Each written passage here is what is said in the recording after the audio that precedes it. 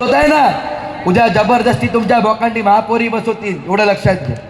महापौर बसवतील आणि म्हणून तुम्हाला तुमचं एक एक मत हे फक्त आणि फक्त आंबेडकरी चळवळीच्या उमेदवाराला द्यायचं, एवढं लक्षात ठेवा.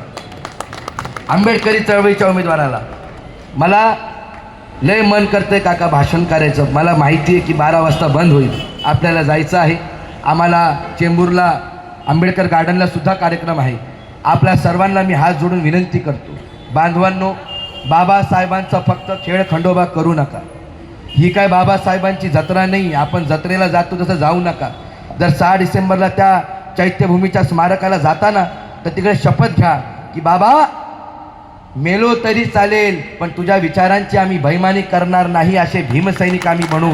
तरच खरं आपण बाबासाहेबांना अभिवादन केलं असं समजेल.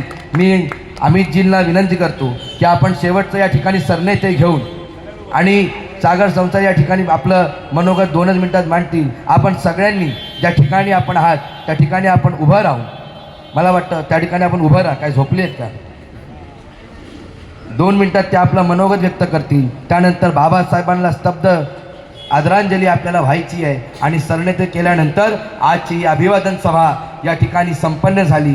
मी माझ्या वतीने वडाळा पोलीस ठाण्याच्या सर्व पोलीस अधिकाऱ्यांचं, कुंभार साहेब आपण दिसताय, आपले सुद्धा होनवडस्कर साहेबांचे सुद्धा, पिंगळे साहेबांचे सुद्धा, सगळ्याच साहेबांचे मी या ठिकाणी आभार व्यक्त करतो. आपण फार कॉपरेट आम्हाला करता आणि असंच कॉपरेट आम्हाला असावं अशी मी आपल्याला विनंती करतो. मॉन्टू साऊंडवाला असेल, गांगुर्डे डेकोरेटर असतील, ज्या ज्या कार्यकर्त्यांनी रक्ताचं पाणी करून ही सभा यशस्वी करण्यासाठी